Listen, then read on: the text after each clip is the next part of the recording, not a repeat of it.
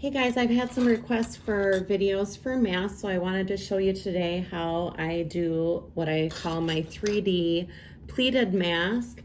You can see it here, it's got the 3 pleats, and it also has a little pleat here at the bottom on both sides, and it helps make the mask kind of pop out and tuck underneath your chin. So it gives it more body to it. So I don't know, for me it feels a little bit more breathable and it fits better, so you don't have like the fabric gaping at the bottom and allowing air to get underneath. Okay, we're gonna start with 2 pieces of fabric that are, let's pull that back, that are 9 by 7. We're gonna take the top fabric. We're using some Minnesota Timberwolves for my nephews. We're gonna have some clips on hand that we can use, and nose piece. This is kind of like what you would find at the top of your coffee bags. This is the tie on it, or I'm assuming that's what it is. Mine has a little bit of adhesive on the top that I custom bought. You can find on Etsy or anywhere else that I really like, but really you can also use your ties for your coffee. So I'm going to go ahead and put this at the top about a 1/4 inch down, sort of in the middle, and then go ahead and we're going to tack that down by sewing over it on a zigzag stitch. Mine goes to 9mm stitch width, and sew over the top gently, carefully, so you don't break your needle and you still catch that nose piece. Go ahead and cut it. And now we're going to go ahead and put the 2 pieces of fabric, contrasting fabric, so you can tell which is the front and the back of the mask. It kind of helps for the wearer or user error when they're using it. And I've got my pieces of elastic here. You need 2 pieces of elastic. Mine are about 10.5 inches long. It's a little bit on the long side, but I also use these silicone adjusters that I put on with a special tool that work really great to help people adjust their mask to fit them and give it a more custom look. So I'm going to go ahead and put that elastic in between there, and I just kind of put it there and go ahead and start. So the majority of the way around the fabric, leaving about 3 inches to turn it around, sewing about a 1/4 inch in. Oops, I gotta change I don't want a zigzag stitch anymore, do I? So we'll get that and start sewing around the edge. Make sure you catch the elastic on the side. I see mine's really in the corner there, so I'm going to go ahead and sew over it and then go backwards just a little bit to make sure we catch it. Good. I'm going to make sure this elastic is lying flat and it's not twisted as I go over the next corner or come to the next corner.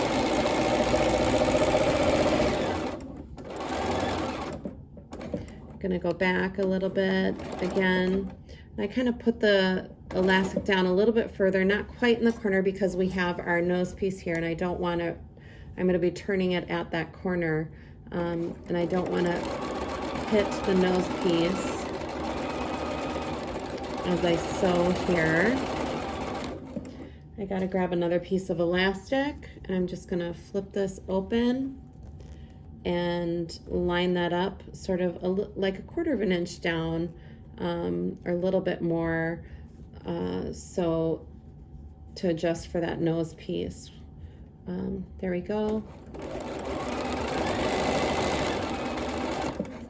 We're gonna back tack, because really that's where you're gonna have stress on this mask, is gonna be on the pleats and on the elastic. Again, I'm just flattening the elastic so it's not twisted. Looks a little bit nicer. And we're gonna sew down this edge.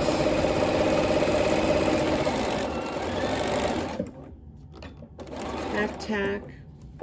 We're going to turn and go ahead and sew this last final edge. We're going to leave a couple inches there and cut the thread. Now we're going to go ahead and turn this around. It's great. We've got a wonderful turning tool. It's called your elastic that you can pull through to help you turn your mask around. Really give those corners a good pull so that you have a nice square there, or nice corner. I'm going to lay my fabric down. I'm kind of pushing my nose piece up because it's right here. Got the good corners, make sure the edges are flat, kind of give it a little finger press here to flatten it out. Now we're going to do the harder part, the pleating. So what I do is I just kind of put my fingers out like this, about 1.5 inches in, and pinch my fabric and fold it over itself to make that pleat. And then I do a finger press. I want my pleats abutting each other. I'm going to do a second pleat. So I grab another 1.5 inches of fabric, fold it over. Oops, I don't know how much of my hands you can see. And go ahead and finger press the pleat.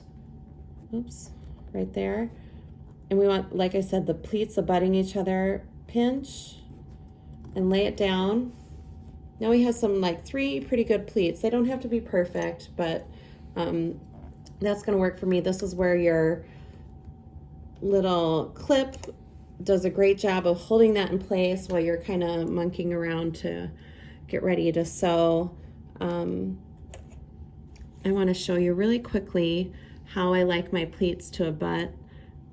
And that's how I like to sew them down, is straight across that way. So we're going to go ahead and start here and work our way around the mask. I'm going to move, I use my stitch in the ditch foot and I move my needle to the left to give it a straighter line, a more professional look. And we're going to go ahead and give it a go. Moving forward. Oh, and I hear one of my littles upstairs not falling asleep. Oop, I didn't quite, that pleat wanted to come out. We're getting to edge. Now to make the 3D part of the mask, what we're going to do here is pinch about 1 inch or 1/2 inch right here towards the edge, and pinch it, give it a good pinch, 1/2 inch, and fold it over. This just makes that bottom side of the mask, the chin side of the mask, not so huge, and really gives it that 3D effect so it kind of pops off your face. We're gonna, that's the hole where we turned it around. Keep sewing, keep sewing. I'm gonna pinch right here on the end, another 1/2 inch. Let's see here if we can do that. Pinch another 1/2 inch and lay it down so that we can sew over that other pleat. There we go. This is the pleat on the bottom for the chin. And now I'm going to turn the fabric again, pivoting, and you can see like I'm kind of losing some of the pleats, or that last pleat there. So I'm going to just go ahead and fix that quickly. I kind of know where the other one is, and it looks like my line is right about here. So I'm going to go ahead and make my best effort to kind of tuck that underneath. And then we know the second one is about there because you can see that fabric from my finger pressing. Make sure they abut again. And then the third one right there is, you can see that. So we've got a good, nice line with the, if you can see that, the pleats abutting. So we're gonna sew right over that. Oh, and I just wanna lift my presser foot, make sure it goes over it. And that the pleat doesn't want to get pushed back.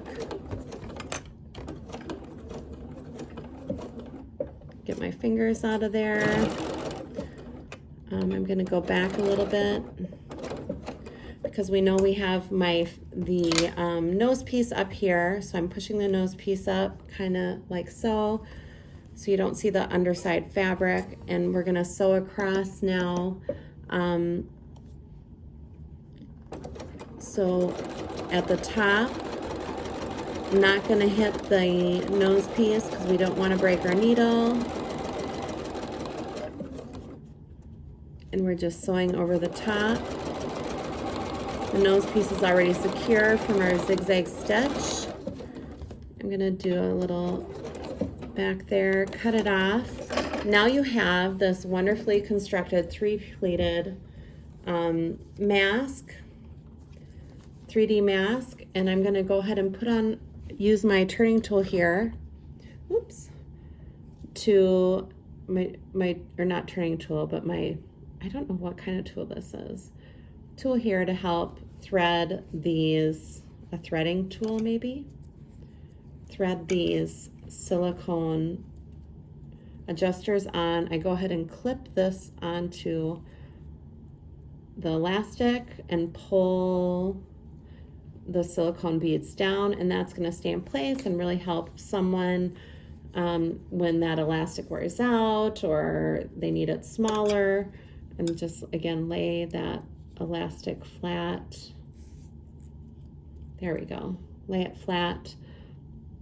Hook on your your threader and push your silicone mask adjuster down. You can also use like little kids pony beads. You could use like 1 or 2 of them. Actually, I'd probably use 2. I'd slip one on at the end and then put a second one on while you're making it. That might be another great way to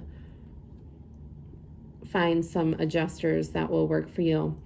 Hope this video was helpful as you're trying to make some masks for back to school. Have a good one. Bye.